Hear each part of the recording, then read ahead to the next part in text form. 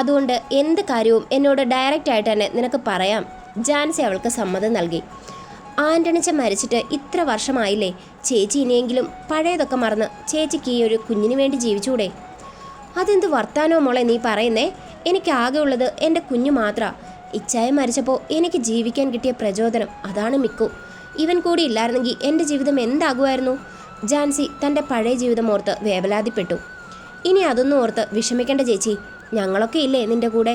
അവരുടെ അവസ്ഥ കണ്ട് തന്നെ അവളെ സമാധാനിപ്പിച്ചു. അതാ തന്നു എൻ്റെ ആശ്വാസം. കാർത്തിയും ആദിയും നീയും ഇവരും എൻ്റെ കൂടെ ഇല്ലായിരുന്നെങ്കിൽ ഞാൻ പണ്ടേ ആത്മഹത്യ ചെയ്തേനെ. അതൊന്നും ചെയ്യാതെ എന്നെ പിടിച്ചു നിർത്തിയത് ഇവരുടെ സൗഹൃദമാണ്. ഇതാണ് പറ്റിയ അവസരമെന്ന് ചിന്തിച്ചുകൊണ്ട് ആദ്യം അവളോട് തുറന്ന് സംസാരിക്കാൻ തുടങ്ങി. ചേച്ചി, ഞങ്ങളൊക്കെ ചേച്ചിയുടെ കൂടെ എപ്പോഴും കാണും. അതിനൊന്നും ഒരു മാറ്റവും ഈ ജന്മം ഉണ്ടാവില്ല. പക്ഷെ ചേച്ചിക്കൊരു കുടുംബം വേണം, മിക്കുവിന് ഒരച്ഛനും. ഒരുവിധം ആദി അതവളോട് പറഞ്ഞു. മിക്കുവിനൊരച്ഛൻ? നീ എന്തൊക്കെയാ പെണ്ണെ ഈ പറഞ്ഞു വരുന്നേ? ചേച്ചി, ഞാൻ സീരിയസ് ആയിട്ടാ ഈ കാര്യങ്ങൾ പറയുന്നേ. കാർത്തിയേട്ടൻ എന്നോട് ഇതേപ്പറ്റി വളരെ കാര്യമായി തന്നെ സംസാരിച്ചിരുന്നു. അതുകൊണ്ട് വളച്ചൊടിക്കാതെ കാര്യമായി തന്നെ പറയാം. ചേച്ചിക്ക് അരവിയേട്ടനെ കുറിച്ച് എന്താ അഭിപ്രായം? അവൾ അവരോട് ഗൗരവത്തോടെ ചോദിച്ചു. എന്തഭിപ്രായം? എനിക്ക് കാർത്തിയുടെ ഫ്രണ്ട് എന്ന നിലയിലൊരടുപ്പമുണ്ട്. പക്ഷേ അതിന് നിങ്ങളാരും മറ്റൊരു നിറം കൊടുക്കണ്ട. അവരുടെ ഇഷ്ടക്കേട് അവളോട് വ്യക്തമാക്കി. ചേച്ചി, ഞാനൊന്ന് പറയട്ടെ. കാർത്തിയേട്ടനോട് അരവിയേട്ടൻ ഇങ്ങനെ ഒരു ആഗ്രഹം പറഞ്ഞു. അതിൽ തെറ്റുണ്ടെന്ന് എനിക്ക് തോന്നുന്നില്ല. ഭർത്താവ് മരിച്ചവർ വേറെ വിവാഹം കഴിക്കരുതെന്ന് ഒരു നിയമത്തിലും പറഞ്ഞിട്ടില്ലല്ലോ. അതുമാത്രമല്ല, ഏട്ടനും ചേച്ചിയെ നല്ല ഇഷ്ടമാണ്. അത് വേണ്ട ആദി, എനിക്കെൻ്റെ മകൻ്റെ അമ്മയായാൽ മതി. അവിടെ അവൻ അവകാശിയായി ഞാൻ മാത്രം. അതിനപ്പുറം ഒരു ബന്ധവും എനിക്ക് ആവശ്യമില്ല, അവൾ അവരോട് തുറന്നു പറഞ്ഞു. അതോടെ ആദ്യ ആ സംസാരം അവസാനിപ്പിച്ചതും സാൻവി അതിൻ്റെ വാലിൽ പിടിച്ചുകൊണ്ട് തുടങ്ങി. ഏട്ടത്തി പറഞ്ഞാലും കാര്യമുണ്ട് ജാൻസി ചേച്ചി. അരവിയേട്ടൻ സ്നേഹിക്കാൻ മാത്രം അറിയാവുന്ന ഒരാളാ.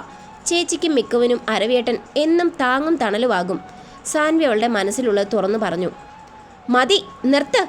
ആവശ്യമില്ലാത്ത കാര്യത്തിൽ ഇടപെടാൻ നിൽക്കരുത് സാൻവി. എൻ്റെ ജീവിതം എന്താണെന്ന് അറിഞ്ഞിട്ട് തന്നെയല്ലേ നീ ഇങ്ങനെ സംസാരിക്കുന്നേ? ജാൻസി സാൻവിയുടെ നേരെ ശബ്ദമുയർത്തി. ചേച്ചി, ഞാൻ വേണ്ട കൊച്ചേ, എന്നെ എൻ്റെ വഴിക്ക് വിട്ടേക്ക്. ഇനി ഒരു ജീവിതം അത് ഈ ജാൻസിക്ക് പറഞ്ഞിട്ടുള്ളതല്ല, അവൾ തൻ്റെ കൂട്ടുകാരോട് തുറന്നു പറഞ്ഞു. അതോടെ അവരാ സംസാരം അവിടെ അവസാനിപ്പിച്ചുകൊണ്ട് മറ്റു വിഷയങ്ങളിലേക്ക് തിരിഞ്ഞു. അല്ല ഗൈസ്, നമ്മുടെ സ്ഥാപനത്തിലുള്ള ഇപ്പോഴത്തെ പ്രശ്നങ്ങൾ എങ്ങനെ തീർക്കാനാ നിങ്ങൾ പ്ലാൻ ചെയ്തിരിക്കുന്നത്? ആദ്യം എല്ലാവരോടുമായി തിരക്കി. എല്ലാത്തിനും അതിൻ്റേതായ സമയം വേണം ജാൻസി ചേച്ചി. ഇതൊക്കെ കേട്ടുകൊണ്ടിരുന്ന എബിൻ്റെ സ്വരം ഉയർന്നു. എന്നുവെച്ചാൽ ഇനിയും ഇതിനുവേണ്ടി കാത്തിരിക്കണമെന്നാണോ നീ പറഞ്ഞു വരുന്നത്? എൻ്റെ സാനുകൊച്ചേ, വിശ്വനാഥൻ സാർ പറഞ്ഞത് എടുത്തേ പിടിച്ചേ എന്ന്. കാര്യങ്ങൾ പെട്ടെന്ന് ഒന്നും ചെയ്യാൻ സാധിക്കില്ല. അതിൻ്റേതായ സമയം വേണം. അതുമാത്രമല്ല, നമുക്ക് വേണ്ട തെളിവുകളാണ്. അത് വിശ്വനാഥൻ മുതലാളി എങ്ങനെയെങ്കിലും ഒപ്പിച്ചു തരാനുള്ള വാക്ക് പറഞ്ഞിട്ടുണ്ട്. അങ്ങനെ ഒന്നും രണ്ടും പറഞ്ഞ് അവരവരുടെ യാത്ര തുടർന്നുകൊണ്ടിരുന്നു. അങ്ങനെ അവരുടെ യാത്ര അവസാനിച്ചത് ഒരു ഓഡിറ്റർ വീടിൻ്റെ മുൻപിലായിരുന്നു. ഈ വീട്? തന്നെ സംശയത്തോടെ ചോദിച്ചു. ഇതാണ് എൻ്റെ വീട്. നിങ്ങളിവിടെ നിൽക്ക്, ഞാൻ പോയി അവരെയൊക്കെ കണ്ടുവരാം. എന്തിന്? ചേച്ചി തനിച്ചങ്ങോട്ടൊന്നും പോണ്ട, ഞങ്ങളൂടി വരാം, എബിൻ അവളോട് പറഞ്ഞു. അത് വേണ്ടടാ, എൻ്റെ അച്ഛൻ്റെ സ്വഭാവം ഏറെക്കുറെ നിങ്ങൾക്ക് മനസ്സിലായതല്ലേ. ഇനി അങ്ങോട്ട് കയറി ചെന്ന് അയാളുടെ വായിലിരിക്കുന്നത് കൂടെ നിങ്ങൾക്ക് കേൾക്കണോ? ഏട്ടത്തി, എന്നാലും ആ നശിച്ച വീട്ടിലേക്ക് തനിയെ പറഞ്ഞുവിടാൻ എനിക്ക് തോന്നുന്നില്ല. എൻ്റെ സാനുമോളെ, ഒരു 10 മിനിറ്റ്, അതിനുള്ളിൽ ഞാൻ തിരികെ വരാം. ആദ്യം ഒരുവിധം അവരോട് പറഞ്ഞുകൊണ്ട് അവിടെ നിന്നും ഇറങ്ങി. ആ സമയം ആദിക്കും നല്ല ടെൻഷൻ ഉണ്ടായിരുന്നു. അതുപോലായിരുന്നു ആ വീട്ടിൽ എപ്പോഴും ആദിക്ക് ലഭിച്ച സ്വീകരണം. പാവം, നല്ല ടെൻഷനുണ്ട് ജാൻസേച്ചി ആദിയേട്ടത്തിക്ക്. സത്യത്തിൽ കാർത്തിയേട്ടൻ ഇവിടെ ഉണ്ടായിരുന്നെങ്കിൽ ഇത്രയും പ്രശ്നം ആ പാവം പിടിച്ച ഏട്ടത്തിക്ക് ഫേസ് ചെയ്യേണ്ടി വരില്ലായിരുന്നു. എടാ സാനിക്കൊച്ചേ, പ്രശ്നങ്ങൾ എല്ലായിടത്തും ഉണ്ട്. അതിൽ നിന്നുമൊക്കെ തരണം ചെയ്ത് മുൻപോട്ട് വന്നാൽ മാത്രമേ നമുക്ക് ഇന്നത്തെ കാലത്ത് വിലയുണ്ടാകൂ. ഗൈസ്, നമുക്ക് അല്പനേരം സീരിയസ് ആയിട്ട് സംസാരിക്കാം. ഇനി ഈ പ്രശ്നം വെച്ച് നീട്ടിയിട്ട് ഒരു കാര്യമില്ല ഗൈസ്. എന്തെങ്കിലും ഉടനെ ചെയ്യണം. അറിയാലോ, നമുക്ക് പണി തരുന്നവന്മാർ വെറുതെ ഇരിക്കില്ല. പ്രത്യേകിച്ചതേ ഇവളുടെ തന്ത. എബിൻ സാൻവയെ നോക്കി പറഞ്ഞതും അവൾ എന്തോ ആലോചനയിൽ അങ്ങനെ ഇരുന്നു. അല്ല ഭവതി, എന്താ ആലോചിക്കുന്നേ? തന്ത എങ്ങനെ പൂട്ടാം എന്നാണോ? അതൊക്കെ തന്നെയാ ഞാനും ആലോചിച്ചത്. അല്ലേ ബി, നീ അങ്ങ് തമിഴ്നാട്ടിൽ നിന്ന് വന്നതല്ലേ? അതെ, അതിനെന്താ? എടാ, നീ വിചാരിച്ച എൻ്റെ അപ്പനെ ഈസിയായി കിടത്തത്തില്ലേ? അവൾ വലിയ ബുദ്ധിയോട് അവനോട് ചോദിച്ചു. ഓഹോ, എനിക്ക് തമിഴ്നാട്ടിൽ കൊട്ടേഷൻ പണിയായിരുന്നല്ലോ. എബിൻ അവളെ പുച്ഛിച്ചു വിട്ടതും അതേ നിമിഷം തന്നെ 2 എണ്ണം അടിയായി. ഹോ, മതി, നിർത്ത്. ഇവരുടെ വഴക്ക് കണ്ട് ജാൻസി അവരുടെ ഇടയിലേക്ക് കയറി. മോൾ ഇതൊന്നും കണ്ട് ടെൻഷൻ ആകണ്ട. ഇടയ്ക്ക് ഇതുങ്ങൾക്ക് പരസ്പരം അടയുണ്ടാക്കിയില്ലേ ഒരു സമാധാനം ഉണ്ടാകില്ലെന്നേ. ജാൻസി അവരെ കുത്തി പറഞ്ഞതും തന്നെ ഒന്ന് ചിരിച്ചുകൊണ്ട് പുറത്തേക്ക് നോക്കി. ആദ്യം പോയിട്ട് കുറേ നേരം ആയല്ലോ ജാൻസി ചേച്ചി, ഇനി അവരുടെ വീട്ടിൽ എന്തെങ്കിലും തന്നു അല്പം ടെൻഷനോട് ചോദിച്ചതും എബിൻ കാറിൽ നിന്നും പുറത്തേക്കിറങ്ങി. ഒപ്പം ബാക്കിയുള്ളവരും. ജാൻസി ചേച്ചി, തന്നോടത്തി പറഞ്ഞതുപോലെ എനിക്ക് നല്ല ടെൻഷനുണ്ട്. ചേച്ചിയുടെ അപ്പൻ രഘുവും മായമയൊക്കെ ചേച്ചിയുടെ ശവം കാണാൻ ആഗ്രഹിക്കുന്നവരാ. ഞാനും അത് തന്നെയാണ് ചിന്തിച്ചത് പിള്ളേരെ. നമുക്കെന്തായാലും അവരുടെ വീട്ടിലേക്കൊന്ന് പോയി നോക്കാം. ജാൻസി അത്രയും പറഞ്ഞുകൊണ്ട് മുൻപിലേക്ക് നടന്നു. എന്നാൽ ഇതേ സമയം ആദ്യോട് കയർത്ത് സംസാരിക്കുകയാണ് മായയും രഘുവും ഒക്കെ. നിനക്കെന്താ മനക്കൽ തറവാട്ടിൽ നിന്ന് വരാൻ കഴിയില്ലേ? അവരുടെ സ്വത്തും പണവും നിനക്കങ്ങ് പിടിച്ചു പോയെന്ന് തോന്നുമല്ലോ. അതിന് എൻ്റെ പേര് രഘു എന്നോ മായെന്നോ അല്ല, ഞാൻ ആദ്യമാണ്. അവൾ അവരോട് പുച്ഛത്തോടെ പറഞ്ഞു നിർത്തി. നീ ആരായാലും ഇനി നീ മനക്കൽ തറവാട്ടിലേക്കില്ല. പോകാൻ ഞാനും നിൻ്റെ അമ്മയും സമ്മതിക്കത്തുമില്ല. രഘു അവളോട് തീർത്ത് പറഞ്ഞു. അതിന് എന്നെ ഇവിടെ പിടിച്ചു നിർത്താൻ എന്തവകാശമാണ് നിങ്ങൾക്കുള്ളത്? അവൾ എടുത്തടിച്ചോലെ ചോദിച്ചു. നീ ആരോടാ സംസാരിക്കുന്നത് നിനക്കറിയാമോ ആദി? എനിക്കറിയാം, എൻ്റെ അച്ഛനോട്. പക്ഷേ എനിക്കതിലൊരു പ്രശ്നമില്ല. കാരണം എൻ്റെ ഈ പ്രായത്തിനിടയിൽ ഒരച്ഛൻ്റെയോ അമ്മയുടെയോ സ്നേഹം എനിക്ക് കിട്ടിയിട്ടില്ല, ഇനിയോട്ട് കിട്ടാനും പോകുന്നില്ലെന്ന് എനിക്കറിയാം. അപ്പം നിങ്ങൾ കരുതും ഞാൻ പിന്നെ എന്തിനാ ഇങ്ങോട്ട് വന്നതെന്ന്. അതിൽ നിൽക്കുന്ന എൻ്റെ സഹോദരങ്ങളെ ഓർത്ത് മാത്രമാണ്. ഇന്ന് എൻ്റെ ജീവിതം നിങ്ങൾ ബലി കൊടുത്തു. നാളെ കുറച്ച് ക്യാഷ് തരാമെന്ന് പറഞ്ഞാൽ ഇവരുടെ ജീവിതം കൂടി നിങ്ങൾ നശിപ്പിക്കും. എൻ്റെ മക്കളുടെ കാര്യത്തിൽ നീ ഇടപെടേണ്ട കാര്യമില്ലാതി. നിൻ്റെ കാര്യത്തിൽ ഞങ്ങൾ കുറച്ച് തീരുമാനം എടുത്തിട്ടുണ്ട്. ഏത് ഞങ്ങൾ? അതും കൂടെ നിങ്ങളൊന്ന് പറ. വേറെ ആര്? നിൻ്റെ അച്ഛനായ ഞാനും നിൻ്റെ അമ്മയായ ഇവളും. അത് കൊള്ളാമല്ലോ രഘുവങ്ങളെ. ഞങ്ങളുടെ ഏട്ടത്തിയെ നൈസായി വിളിച്ചു വരുത്തി ഇവരെ ഇവിടെ തളയ്ക്കാനായിരുന്നു അല്ലേ പ്ലാൻ? സാൻവി അയാളോട് പുച്ഛത്തോടെ ചോദിച്ചു. അപ്പോഴാണ് അയാൾക്ക് സാൻവിയെയും എബിനെയും ഒന്നിച്ചേണ്ടതും അവർ ആകെ അങ്കലാപ്പിലായി. ഓ, നീ ഇപ്പോൾ നിൻ്റെ ഭർത്താവിനെ കളഞ്ഞിട്ട് ഫുൾ ടൈം ഇവൻ്റെ കൂടെ ആണല്ലോ ചുറ്റൽ. കൂട്ടിന് ഭർത്താവിൻ്റെ അനിയത്തിയും. ദേ കിളവാ, അനാവശ്യം പറയരുത്. അങ്ങനെ പറഞ്ഞാൽ കേട്ടുകൊണ്ടിരിക്കാൻ ഞാനീ നിൽക്കുന്ന ആദിയേച്ചിയല്ല. പ്രതികരിക്കേണ്ടടുത്ത് പ്രതികരിക്കാൻ എനിക്കറിയാം. എബിൻ അയാൾക്ക് നേരെ ചൂടായി. എബിൻ്റെ ശബ്ദം ഒന്ന് പൊങ്ങിയതും അപ്പുറത്തും ഇപ്പുറത്തും നിന്നുള്ള ആളുകൾ രഘുവിൻ്റെ വീട്ടിലേക്ക് എത്തിക്കുത്തി നോക്കാൻ തുടങ്ങി. വന്നിരിക്കുന്നത് ആദിയാണെന്ന് കണ്ടതും അവിടെ അവൾക്ക് പരിചിതമായ 1-2 മുഖങ്ങൾ അവളുടെ അരികിലേക്ക് നടന്നെത്തി. മോള് വന്നിട്ട് കുറേ ആയോ? അതിലൊരു സ്ത്രീ അവളോട് ചോദിച്ചു. ഹേയ്, ഇല്ല കമലമ്മേ, ഇപ്പോൾ വന്നതേ ഉള്ളൂ. മോള് വന്നപ്പോൾ തന്നെ ഇയാളും ഇവനും പോര് തുടങ്ങിയോ? കലാമ്മ അനിഷ്ടത്തോടെ അവളോട് ചോദിച്ചു. അതൊക്കെ സ്ഥിരമുള്ള കാര്യമല്ലേ കലയമ്മേ. അല്ല, പിള്ളേരൊക്കെ എവിടെ? അവർ അവരോട് കുശലം ചോദിച്ചുകൊണ്ടിരുന്നു. അതിന് മറുപടിയായി കമല അവൾക്ക് മറുപടി കൊടുക്കുന്നതും അവർ ആദ്യയോട് അടുപ്പം കാണിക്കുന്നതൊന്നും മായയ്ക്കത്ര പിടിച്ചില്ല. എൻ്റെ പൊന്നു കുഞ്ഞെ, ആയ കാലത്ത് ഇവർ നിന്നെ എന്തേലും തരത്തിൽ സഹായിച്ചിട്ടുണ്ടോ? അങ്ങനെയല്ല കമലമ്മേ, ഈ പിള്ളേരെ ഓർത്തിട്ടാണ് ഞാനിവിടേക്ക് വന്നത്. ഒരിക്കലും ഞാൻ അനുഭവിക്കുന്ന ഗതികേട് ഈ കുട്ടികൾ അനുഭവിക്കരുതെന്ന് എനിക്ക് നിർബന്ധമുണ്ടായിരുന്നു.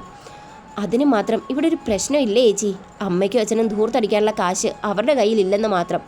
അതിനുവേണ്ടി മാത്രമാണ് ഇവർ ചേച്ചിയെ വിളിച്ചു വരുത്തിയത്. ഇവരുടെ സംസാരം ശ്രദ്ധിച്ചുകൊണ്ടിരുന്ന അശ്വതി അവളോട് തുറന്നടിച്ചു. കയറിപ്പോടി അകത്ത്. നിന്നെയൊക്കെ ആരെങ്കിലും ഇങ്ങോട്ട് ക്ഷണിച്ചോ? രഘു തൻ്റെ പെൺമക്കളുടെ നേരെ അലറി. അങ്ങനെ അച്ഛൻ പറയുന്നത് കേൾക്കുകയും അനുസരിക്കുകയും ചെയ്യണമെന്നുണ്ടെങ്കിൽ അച്ഛനും അതുപോലെ നിൽക്കണം. അല്ലാതെ സന്ധ്യ മയങ്ങുമ്പോൾ കള്ളും കുടിച്ച് കണ്ട കൂട്ടുകാരുടെ കൂടെ ആടിപ്പാടി വരികയല്ല ചെയ്യേണ്ടത്. അശ്വതി ആദ്യമായി അവരുടെ മുന്നിൽ നിന്നുകൊണ്ട് തുള്ളി. ആദിക്കും അതൊരു പുതിയ അനുഭവമായിരുന്നു. നീ പറഞ്ഞതൊക്കെ സത്യമാണോ മോളെ? ആദ്യ ദേഷ്യം കലർന്ന സ്വരത്തിൽ അവളോടായി ചോദിച്ചതും അതിൻ്റെ മറുപടി എന്ന വണ്ണം ആരതി അവളോട് തുറന്ന് സംസാരിക്കാൻ തുടങ്ങി. ചേച്ചി, അച്ഛൻ പറഞ്ഞതൊക്കെ വളരെ ശരിയാ. അച്ഛനിപ്പോൾ പഴയതോലൊന്നുമല്ല. എവിടുന്നോ കുറച്ച് പണം കയ്യിൽ വന്ന് പെട്ടിട്ടുണ്ട്. അതോടൊപ്പം കുറച്ച് കൂട്ടുകാരും. എന്നിട്ട് എന്താകാനാ സാൻവേച്ചി? ഇയാൾ പാതിരാത്രി വരെ കണ്ണിൽ കണ്ടവരുമായി കുടിയും കൂത്താട്ടവുമാ. ഇതൊക്കെ കണ്ടിട്ടും അമ്മയ്ക്കൊരു കൂസലുമില്ല. ഇവർക്ക് ക്യാഷ് മാത്രം മതി. മക്കളുടെ സുരക്ഷിതത്വമൊന്നും ഇവർക്ക് വിഷയമല്ല. ആരതി അത്രയും നേരം മനസ്സിൽ വീർപ്പുമുട്ടി വെച്ചിരുന്ന പല കാര്യങ്ങളും അവിടെ തുറന്നു പറഞ്ഞു. അതിൽ നിന്നും കുട്ടികൾക്ക് രഘു കാരണം പല പ്രശ്നങ്ങളും അഭിമുഖീകരിക്കേണ്ടി വന്നിട്ടുണ്ടെന്ന് അവർക്ക് മനസ്സിലായി. അല്ല മക്കളെ, ഇയാളുടെ കൂട്ടുകാരാരെങ്കിലും മക്കളോട് അപമര്യാദയായി പെരുമാറിയിട്ടുണ്ടോ?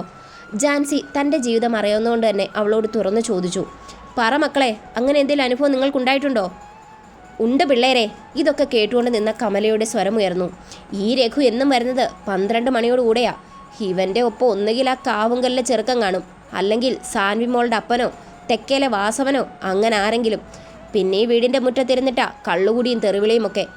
ആ കാവുങ്കല്ലിലെ ചെറുക്കൻ്റെ സ്വഭാവം ആരും പറയാതെ തന്നെ മോൾക്കറിയാലോ. സ്വന്തം സഹോദരിയുടെ കൂട്ടുകാരിയെ പീഡിപ്പിക്കാൻ ശ്രമിച്ചിട്ട് അകത്തു പോയവനാ. അങ്ങനെയുള്ളവരുമായിട്ടാണ് ഇയാളുടെ ചങ്ങാത്തം. കെട്ടിക്കാൻ പ്രായമുള്ള പെൺകുട്ടികൾ വീട്ടിലുള്ളപ്പോഴാണ് അവരെയൊക്കെ ഇങ്ങോട്ട് വിളിച്ചുകൊണ്ട് വരുന്നത്. ഇതുപോലുള്ള തന്തമാരെ വെടിവെച്ച് കൊല്ലണം. കമല രഘുവിൻ്റെ നേരെ ചാടിയതും രഘു കമലയ്ക്ക് മുൻപിലേക്ക് നിന്നുകൊണ്ട് കുരയ്ക്കാൻ തുടങ്ങി. ഇത് ഈ രഘുവിൻ്റെ പുരയാ. ഇവിടെ ആര് വരണം ആര് നിൽക്കണമെന്നൊക്കെ തീരുമാനിക്കാൻ ഞാനാ, അല്ലാതെ നിങ്ങളല്ല. രഘു അവരുടെ നേരെ ചൂടായി. പ്രായപൂർത്തിയായ പെണ്ണുങ്ങളുള്ള വീട്ടിലാണോടോ കണ്ട കള്ളുകൂടിയന്മാരെയും പെണ്ണുപിടുത്തക്കാരെയും കൂട്ടിക്കൊണ്ട് വരുന്നത്? കമല തൻ്റെ ദേഷ്യം മുഴുവൻ അവൻ്റെ നേരെ കുരച്ചു തീർത്തു. അതിന് മാത്രം എന്താ ഉണ്ടായത്? അയാൾ അവരോട് ലാഘവത്തോടെ ചോദിച്ചു. കുടിച്ച് ലക്കില്ലാതെ കിടക്കുന്ന അച്ഛന് ഞങ്ങളുടെ അവസ്ഥ പറഞ്ഞാൽ മനസ്സിലാവില്ല. പക്ഷെ ഇതൊക്കെ കണ്ടുകൊണ്ടിരുന്ന കമലേച്ചിക്ക് കാര്യങ്ങളൊക്കെ നന്നായി അറിയാം. എന്താ അച്ഛ ഇതൊക്കെ? എന്നോട് കാണിക്കുന്ന പോട്ടെ എന്ന് വെക്കാം, എന്നാൽ ഇവരോടോ? ഇവരെ ഒരു കാലത്ത് നിങ്ങൾ ഒരുപാട് സ്നേഹിച്ചതല്ലേ? ആദി അല്പം ദേഷ്യത്തോടെ തന്നെ ചോദിച്ചു. നീ അച്ഛനെ മാത്രം കുറ്റപ്പെടുത്തേണ്ട ആദി. നീ ആ കാർത്തിയുടെ കൂടെ പോയതിനു ശേഷം ഒരു തവണയെങ്കിലും നീ ഞങ്ങളെക്കുറിച്ച് അന്വേഷിച്ചോ? ഞങ്ങളെങ്ങനെ ജീവിക്കുന്നെന്ന് നീ ചിന്തിച്ചോ? ഞാൻ എന്തിനു നിങ്ങളെ സഹായിക്കണം? ഈ പറയുന്ന എന്നെ നിങ്ങൾ എങ്ങനെയാണ് ട്രീറ്റ് ചെയ്തിരുന്നത്? ഒരു ജോലിക്കാരിയെ പോലെ ആയിരുന്നില്ലേ? ഒരു പട്ടിക്ക് കൊടുക്കുന്ന വില പോലും നിങ്ങളും നിങ്ങളുടെ ഭാര്യയും തന്നിട്ടില്ലല്ലോ. ഒടുവിൽ ഈ നാട്ടിലെ ഏറ്റവും വലിയ തെമ്മാടിക്ക് തന്നെ നിങ്ങൾ എന്നെ കെട്ടിച്ചും കൊടുത്തു. പക്ഷെ നിങ്ങൾ എന്നോട് ചെയ്ത ഏറ്റവും വലിയ പുണ്യമായിരുന്നത്. അതാണ് എൻ്റെ ഭർത്താവ്. ഇന്ന് ഞാൻ എങ്ങനെയെങ്കിലും സംസാരിക്കുന്നുണ്ടെങ്കിൽ അതിന് കാരണം എൻ്റെ കാർത്തിയേട്ടനാ. ഒരു കാർത്തി, അവൻ്റെ ചരിത്രമൊന്നും നീ എന്നെ കൊണ്ട് പറയിപ്പിക്കരുതാദി. അവനെപ്പോലൊരു തെമ്മാടി താൻ തോന്നി ഈ ലോകത്തിലില്ല. അതിനുത്തമ ഉദാഹരണമാണല്ലോ ഈ നിൽക്കുന്ന ഡാഷ് മോൾ. രഘു ജാൻസിയെ അപമാനിച്ചതും ആദ്യം അവിടെ ഉണ്ടായിരുന്ന ചെയർ വലിച്ച് പുറത്തേക്ക് എറിഞ്ഞു. ഇത് നിങ്ങളുടെ തലയിലിട്ട് പൊട്ടിക്കാൻ എനിക്ക് അറിയാത്തതുകൊണ്ടല്ല. ഞാൻ ഇത്രയും കാലം എൻ്റെ അച്ഛനും അമ്മയുമായി നിങ്ങളെ കണ്ടതുകൊണ്ട് മാത്രമാണ് ഞാൻ ഇത്രയിൽ ഒതുക്കിയത്. ഇനി ഇവരെക്കുറിച്ച് നിങ്ങളുടെ പിഴച്ച നാവുകൊണ്ട് എന്തെങ്കിലും പറഞ്ഞാൽ അത് കേട്ട് ഞാൻ വെറുതെ ഇരിക്കുമെന്ന് കരുതണ്ട. ആദ്യം അയാളുടെ നേരെ തുള്ളി. എൻ്റെ ആദ്യേച്ചി, മനുഷ്യരായ ആരെങ്കിലും ഇവരോട് സംസാരിക്കാനോ ഇവർ സംസാരിക്കുന്നത് കേൾക്കാനോ തയ്യാറാകുമോ? ഇനി അഥവാ തയ്യാറായാ അതവരുടെ കഷ്ടകാലവാ. അത്രയ്ക്ക് ഗുണമേറിയതാ ഇവരുടെ പ്രവർത്തികൾ. ശരിക്കും പറഞ്ഞാൽ മക്കളെ വിറ്റ് ആ കാശിന് ജീവിക്കുന്നവർ. ആരതി തൻ്റെ മാതാപിതാക്കളോടുള്ള ദേഷ്യം അവളുടെ വാക്കുകളിലൂടെ പ്രകടിപ്പിച്ചു. കേട്ടല്ലോ തൻ്റെ മക്കൾ പറഞ്ഞത്. ഇതൊക്കെ കേട്ടുകൊണ്ട് നിന്ന യബിനായിരുന്നു രഘുവിനോട് ആ ചോദ്യം ചോദിച്ചത്. മക്കളെ, നടന്നു. ഇനി അതൊക്കെ പറഞ്ഞിരുന്നിട്ട് ഒരു കാര്യമില്ല. അല്ലെങ്കിൽ തന്നെ ഇവരുടെ ഭാഗത്ത് തെറ്റുണ്ട്. ഞാൻ മോളെ കൊണ്ട് ഇവരുടെ ഇപ്പോഴത്തെ അവസ്ഥ മോളെ നേരിട്ടറിയിക്കാൻ ഞാൻ പറഞ്ഞതാ. പക്ഷെ കുട്ടികളൊന്നും അടിച്ചു. നിങ്ങൾ എന്തുണ്ടെങ്കിലും എന്നോട് തുറന്നു പറയാമായിരുന്നു. അങ്ങനെയാണെങ്കിൽ എന്നെക്കൊണ്ട് കഴിയുന്ന സഹായം ഞാൻ നിങ്ങൾക്കൊരു മടിയും കൂടാതെ ചെയ്തു തരുമായിരുന്നല്ലോ. ആദ്യം അവരോട് തുറന്നു പറഞ്ഞു. പറയണം ഞങ്ങൾ കരുതിയതാ ചേച്ചി. പക്ഷേ ചേച്ചിയും ആകെ പ്രശ്നത്തിലായിരുന്നല്ലോ. അതിനിടയിൽ വന്ന് ബുദ്ധിമുട്ടിക്കേണ്ടത് ഞങ്ങൾ കരുതി. അതുമാത്രമല്ല, ലക്ഷ്മിയേച്ചി പറഞ്ഞ് ആദ്യേച്ചിയുടെ ഇപ്പോഴത്തെ അവസ്ഥ ഞങ്ങൾക്കറിയാം. ഒരു തെറ്റും ചെയ്യാതെ നിരന്തരം ചേച്ചിയെ ക്രൂശിക്കുകയാണല്ലോ. അതൊന്നും ഓർത്ത് മക്കളെ വിഷമിക്കേണ്ട. അതിനുള്ളതൊക്കെ ഞങ്ങൾ ചെയ്യുന്നുണ്ട്. ആദ്യ കുട്ടികളെ സമാധാനിപ്പിക്കാൻ പറഞ്ഞതും രഘു അത് കേട്ട് പുച്ഛിച്ചു. എടി പെണ്ണേ, ഈ പ്രശ്നത്തിൽ നിന്ന് തലയൂരാൻ ഞാനൊരു മാർഗം പറഞ്ഞുതരാം. രഘു ഒരു കൗശലക്കാരനെ പോലെ പറഞ്ഞു തുടങ്ങി. ആ സ്ഥാപനം ആ സത്യൻ മുതലാളിക്ക് എങ്ങാനാന്ന് വെച്ചാൽ എഴുതി കൊടുക്കാൻ നോക്ക്. അങ്ങനെയാണെങ്കിൽ അയാളുടെ പരിചയക്കാരനെ വെച്ച് നിന്നെ പുറത്തു കൊണ്ടുവരും.